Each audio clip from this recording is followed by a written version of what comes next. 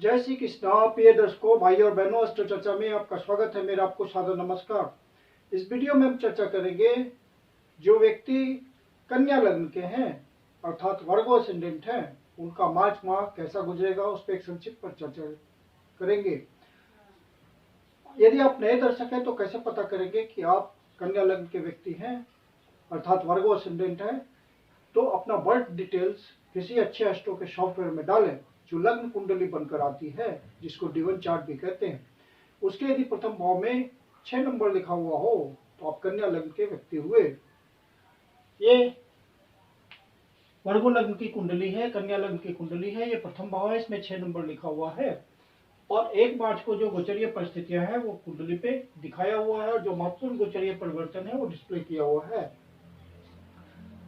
प्रथम भाव आपकी स्वास्थ्य और आपकी पर्सनालिटी का होता है और उसको रिप्रेजेंट करते हैं आपके लग्नेश, जो कि बुध देव है। और बुध देव 7 तारीख से पहले पहले आपके 6ठे भाव पे गोचर कर रहे हैं। बहुत उत्तम स्थिति है। हालांकि यहाँ पे बुध देव नीच अभिलाषी हैं, लेकिन यहाँ पे शनिदेव भी गोचर कर रहे हैं मूल त्रिकोण राशि में, जो कि बहुत ही अच्छी स्थिति है। सूर्यदेव भी 6ठे भाव में गोचर कर रहे हैं। तो इनका जो 3 ग्रहों का संयोग यहाँ पे बन रहा है वो बहुत उत्तम है। ये भाव रोग, ऋण, शत्रु इत्यादि का होता है। तो इन सब बातों में आपको बहुत रिलीफ मिलेगा। शत्रु आपके सामने टिक नहीं पाएंगे। हालांकि शत्रु ताकतवर आपको मिलेंगे, लेकिन वो आपका सामना नहीं कर पाएंगे। कंपटीशन में आप आगे निकलेंगे। ऋण का खात्मा होगा और रोग पे आपको विजय प्राप्त होगी। कोर्ट कचहरी का मामला होगा और 7 तारीख से पहले पहले डिसाइड होना होगा, तो आपको यहाँ पे विजय मिलेगी। फिर 7 तारीख को बुध देव यहाँ से निकल करके सप्तम भाव पे गोचर करेंगे, नीच राशि में गोचर करेंगे और राहु ऑलरेडी सप्तम भाव पे गोचर कर रहे हैं। सप्तम भाव आपके लाइफ पार्टनर का होता है, मैरिटल लाइफ का होता है और बिजनेस का होता है। तो यहाँ पे राहु आपको कंफ्यूजन की स्थिति पहले से बनाए हुए हैं, क्योंकि राहु जिस भाव पे गोचर कर रहे हैं और ये राशि मीन राशि है, तो यहाँ पे आपको डिसीजंस लेने में कठिनाई होगी, कंफ्यूजन की स्थिति पैदा होगी। और बुध देव जब नीच के यहाँ चले आएंगे, राहु के साथ गोचर करेंगे, तो आपको मति भ्रम की स्थिति होगी। वहां पे आपको किसी तरह का कंफ्यूजन होने पे बहुत सतर्क रहिएगा।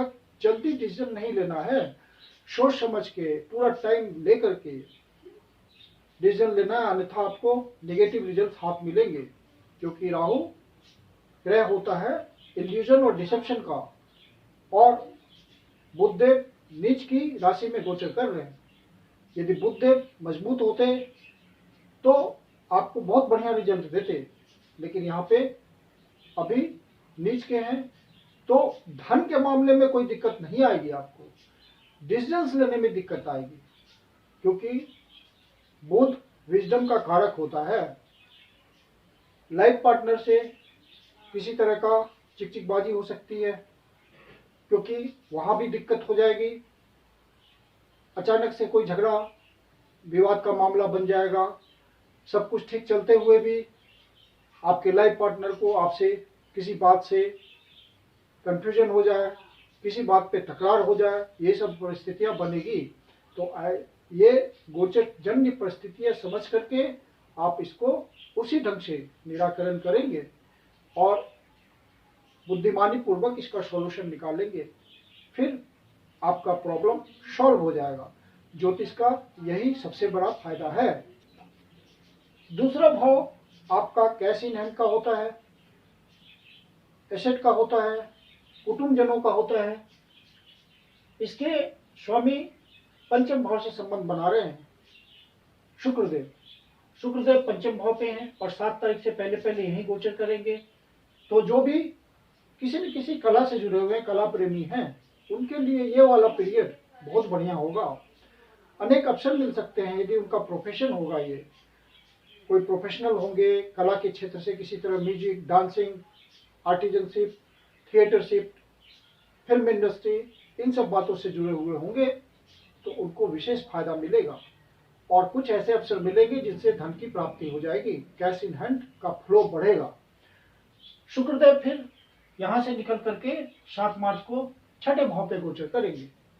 तो ये स्थिति उन लोगों के लिए अच्छी हो जाएगी जो कहीं नौकरी करते हैं, सेल्फ प्रोफेशनल हैं, सॉल्यूशन प्रोवाइडर हैं, डॉक्टर हैं, लॉयर हैं, डिफेंस में हैं, लॉयर हैं,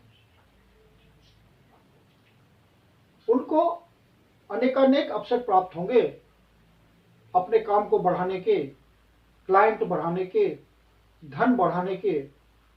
शुक्रदेव यहाँ पे उस तरह का रिजल्ट देंगे। जो कोई अपने काम को आगे बढ़ाना चाहते हैं, उसके लिए लोन के लिए रिक्वायरमेंट उनकी बन रही है, तो शुक्रदेव यहाँ गोचर करते हुए उनको लोन दिलवाने में भी मदद करेंगे। शनिदेव और शुक्रदेव का यहाँ पे साथ होगा, जो कि एक अच्छा गोचर है। और चूंकि शनिदेव अपनी राशि में गोचर कर रहे हैं, छठे भाव पे गोचर कर रहे हैं, तो शनिदेव का रिजल्ट यहाँ पे बहुत अच्छा आना है और शुक्रदेव को भी शनिदेव के हिसाब से रिजल्ट देना है और दोनों में मैत्री भाव है, तो रिजल्ट शुक्रदेव का बहुत अच्छा आएगा। शुक्रदेव साथ में आपके भाग्य भाव के भी स्वामी हैं, तो भाग्य का आपको साथ मिलेगा। कर्म क्षेत्र में जो स्टूडेंट्स कंपटीशन के लिए ट्राई कर रहे हैं, पढ़ाई करने के बाद कंपटीशन की तैयारी कर रहे हैं, कुछ नौकरी पाने के लिए प्रयास कर रहे हैं, इंटरव्यूज दे रहे हैं, उन सब के लिए बढ़िया गोचर होगा। ये जो स्पेकुलेशन के क्षेत्र में काम करते हैं, ट्रेडिंग करते हैं, शेयर मार्केट के धंधे में हैं, किसी तरह से बेट लगाते हैं, हॉर्स ट्रेडिंग करते हैं, गैम्बलिंग करते हैं, उन सब के लिए शुक्रदेव जब यहाँ आएंगे तो लाभ की स्थिति बनाएंगे और उनको डिसीजंस लेने में फायदा होगा। मंगल देव जो कि आपके तीसरे भाव के स्वामी हैं, आपके रिस्क टेकिंग, हिम्मत, साहस, धैर्य, इन सब बातों का प्रतिनिधित्व करते हैं। वो पंचम भाव पे गोचर कर रहे हैं और उच्च के गोचर कर रहे हैं। तो आपका साहस, पराक्रम, रिस्क टेकिंग, ये सब बातें पूरी दृढ़ता से आप ले पाएंगे, क्योंकि मंगल का 5वें भाव पे गोचर करना बहुत शुभ है। उच्च की राशि में गोचर कर रहे हैं और उच्च का ही फल देंगे, आपका उत्साह भी बढ़ा रहेगा। और मंगल देव यहाँ गोचर करते हुए आपके लाभ भाव को देख रहे हैं, तो सब्सटेंशियल गेन भी देंगे, आपकी इच्छा पूर्ति भी करेंगे। और मंगल देव जब यहाँ से निकल करके 15 तारीख को कुंभ राशि में प्रवेश करेंगे, तो वो भी अच्छी स्थिति होगी, क्योंकि मंगल देव का छठे भाव पे गोचर करना अच्छा होता है। तो जो भी विद्यार्थी कंपटीशन में लगे हुए या आप कोई बिजनेसमैन है, कंपटीटर को झेल रहे हैं, आगे बढ़ने में बहुत अवसर आएंगे और आप अपने प्रतिद्वंदी को पीछे छोड़ पाएंगे। मंगल देव का गोचर यहाँ पे इस तरह का रिजल्ट देगा। आपके सुख भाव के स्वामी बनते हैं बृहस्पति देव, जो कि अष्टम भाव पे गोचर कर रहे हैं। तो अष्टम भाव पे गुरुदेव का गोचर करना उतना शुभ नहीं होता, तो आपको कोई स्वास्थ्य संबंधी परेशानी हो सकती है, मन में कोई सुख की कमी हो सकती है, न्यूक्लियर फैमिली में किसी तरह का वाद विवाद हो सकता है, घर में अशांति का माहौल बन सकता है। इन सब बातों की संभावना होती है जब बृहस्पति देव अष्टम भाव में गोचर करते हैं।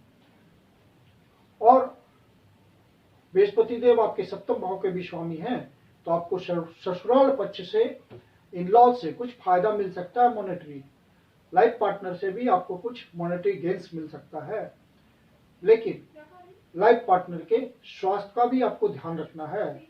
किसी तरह की परेशानी हो सकती है स्वास्थ्य संबंधी, तो मेडिकेशन, योगा, एक्सरसाइज, इन सब बातों के थ्रू आप अपना भी स्वास्थ्य का ध्यान रखिए और अपने लाइफ पार्टनर के भी स्वास्थ्य का ध्यान रखिए, क्योंकि आपके जो लग्नेश हैं वो नीच के गोचर करेंगे। तो यदि आप स्किन डिजीज से पीड़ित हैं या बुध से संबंधित रोगों से पीड़ित हैं, तो वहाँ पे आपको विशेष ध्यान रखना पड़ेगा।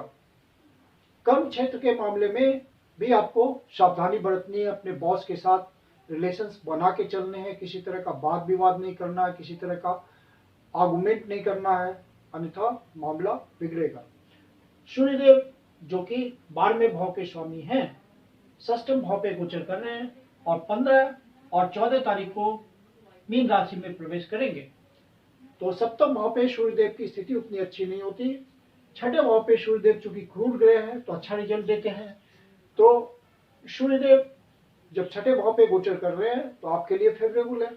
7वें भाव में जब आएंगे, मीन राशि में आएंगे, तो आप एग्रेशन से बचिएगा, किसी तरह का ज्यादा गुस्सा एंगर नहीं करना है आपको और उससे बचना है। सरकारी अधिकारियों से तालमेल बना के चलना है, किसी तरह का आपको गवर्नमेंट सेक्टर में रिलेशन है उसको बना के चलना है। और यदि आप सरकारी अधिकारी हैं या सरकारी सेवा में हैं तो आपको तालमेल बना के चलना है अपने सहयोगियों से, क्योंकि यहाँ पे सूर्यदेव गोचर करेंगे सप्तम भाव पे और राहुदेव ऑलरेडी वहां गोचर कर रहे हैं और बुधदेव भी नीच के होंगे। तो राहु सूर्य की स्थिति को कमजोर करेंगे, आपकी आत्मा को कमजोर करेंगे, तो स्वास्थ्य संबंधी परेशानी भी यहाँ सूर्य देंगे। कुल मिलाकर के आपको अपने स्वास्थ्य का तो इस महीने ध्यान रखना ही पड़ेगा और डिसीजंस लेने में आपको बहुत केयरफुल रहना पड़ेगा। ये 2 सावधानियां आपको रखनी पड़ेंगी। और बुधदेव नीच के चल रहे हैं तो इसके उपाय करेंगे आप, जैसे कि गाय को पालक का सेवन कर, गाय को आप पालक अपने हाथों से खिलाएं, ग्रीन ड्रेसेस पहने, हैंकरचीफ एक हरे रंग का अपने पास रखें, ग्रीन वेजिटेबल्स का ज्यादा से ज्यादा सेवन करें। जब आपको मौका मिले तो किन्नर का आशीर्वाद लें।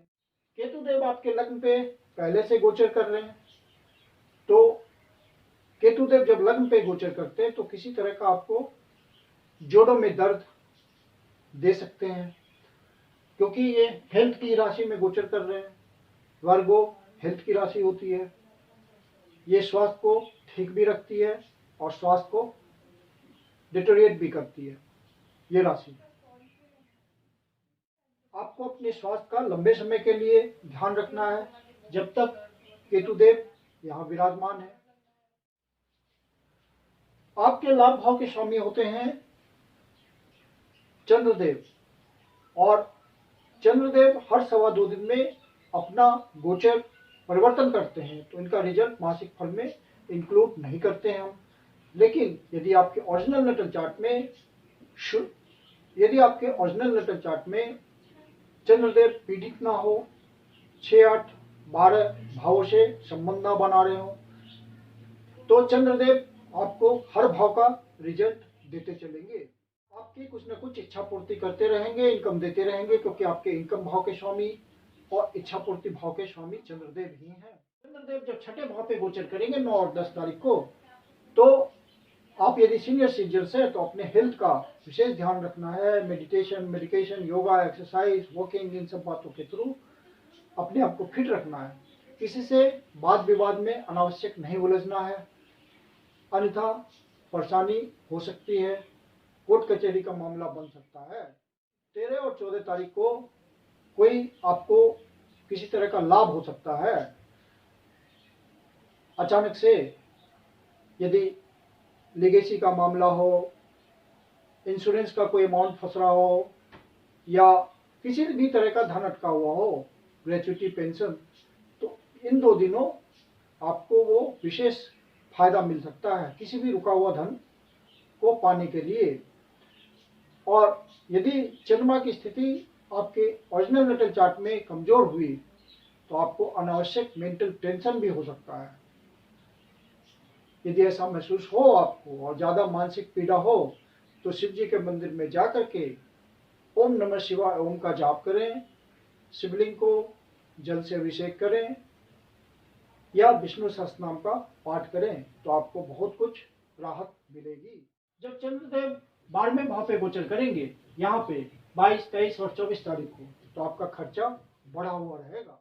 या आप कोई पर्सनल या ऑफिशियल यात्रा भी कर सकते हैं। वो एंजॉयमेंट का भी पर्पस होगा या बिजनेस का पर्पस हो सकता है या पर्सनल घूमना फिरना हो सकता है। तो अपने बजट को संतुलित रखिएगा। मार्च महीने की 4 और 5 और 6 तारीख को कोई नया शुभ कार्य प्रारंभ ना करें तो आपके लिए अच्छा है।